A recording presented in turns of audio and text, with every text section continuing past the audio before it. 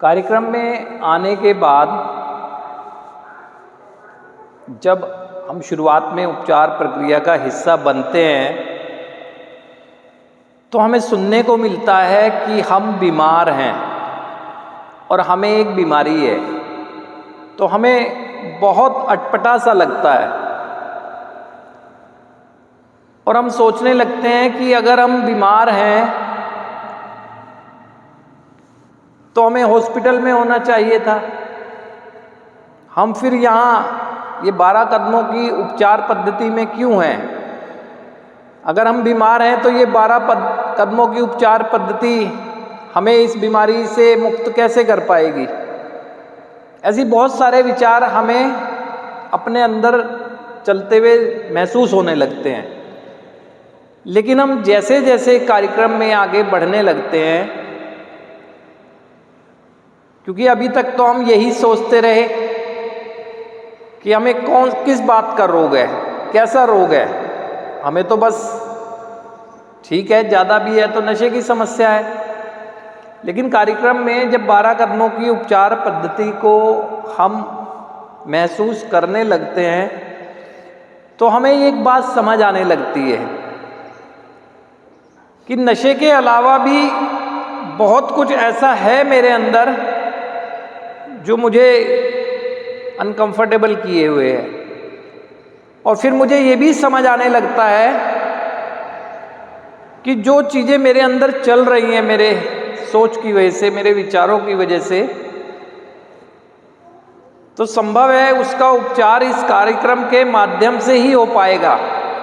क्योंकि सुनता हूँ बहुत सी चीज़ें, मेरे जो पहले विचार हुआ करते थे उन विचारों में अब परिवर्तन आने लगते हैं।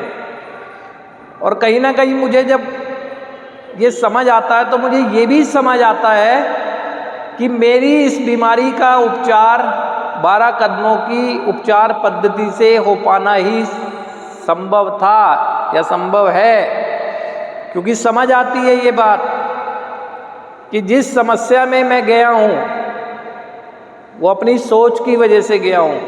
जिस तरह का जीवन में जीने लगा था वो अपने विचारों की वजह से जीने लगा था। और जिस तरह से मेरे कर्मों के परिणाम मुझे आए उसमें मेरी सोच का ही बहुत बड़ा रोल है। और मेरी सोच को बदलने के लिए कोई भी चिकित्सीय पद्धति ऐसी नहीं है जो मेरी मदद कर सके। और ये है भी इंटरनेशनल लेवल पर अगर बात करूं मेडिकल साइंस की, तो कोई भी मेडिसिन ऐसी नहीं बनी है जो किसी के विचारों को बदलने का दम रखती हो। कि मेरे विचार नकारात्मक आते हैं, नशे के संबंधित विचार आते हैं, बताओ मैं कौन सी दवाई खाऊं जिससे वो विचार आना बंद हो जाएं? कोई दवाई ही नहीं है। तो मुझे समझ आने लगता है कि मेरे विचारों का हल मेरे पास ही है और कार्यक्रम के पास ही ये हल है कि कैसे अपने विचारों को अपने सकारात्मक विचारों से काटा जा सकता है। किसी मेडिकल साइंस के पास नहीं है। और मुझे ये भी समझ आता है कि मेरे शारीरिक कोई समस्या का उपचार तो हॉस्पिटल में होना संभव था, लेकिन मेरे मानसिक जुनून जो कि मेरे नकारात्मक विचारों से बनता है उसका उपचार 12 कदमों की उपचार पद्धति से ही हो पाना संभव है। क्योंकि अपने अंदर बदलाव देखते हैं ना, तब ये बात समझ आती है कि हाँ, जो आज तक मैं एक अच्छे जीवन की चाहत रखकर चल रहा था वो चाहत मेरी क्यों पूरी नहीं हो पा रही थी। क्योंकि मुझे पता ही नहीं था कि कौन सी चीज़ मुझे करनी चाहिए। और कार्यक्रम में आने के बाद मुझे ये पता चल जाता है कि नशे का अत्यधिक मात्रा में इस्तेमाल करने की वजह से मैं केमिकल एलर्जिक तो हो ही गया हूँ, लेकिन समस्या उससे ज़्यादा कहीं अधिक है कि मैं त्याग की पूर्ण रूप से भावना लाने के बावजूद भी क्यों फिर आकर्षित हो जाता हूँ उसकी तरफ। तब समझ आता है कि क्यों हो जाता हूँ उसकी तरफ आकर्षित।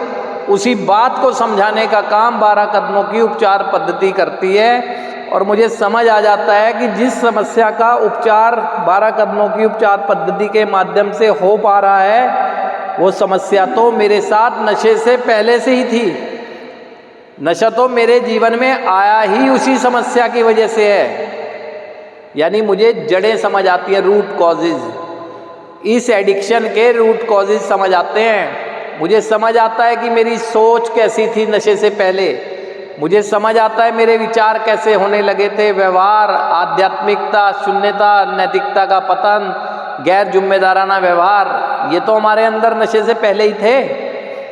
नशे में आने के बाद तो और ज़्यादा बढ़ गए, क्योंकि हाईजैक ब्रेन हुआ तो मुझे समझने का मौका ही नहीं मिला।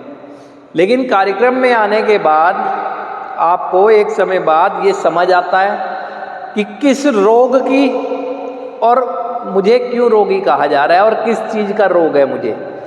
हमें कोई शराब, सुल्फा, गांजा, स्मैक या किसी तरह के भी मूड अल्टरिंग सब्सटेंस की बीमारी नहीं है। उसके साथ जो रोग है वो मुझे सोच, विचार और व्यवहारों का है।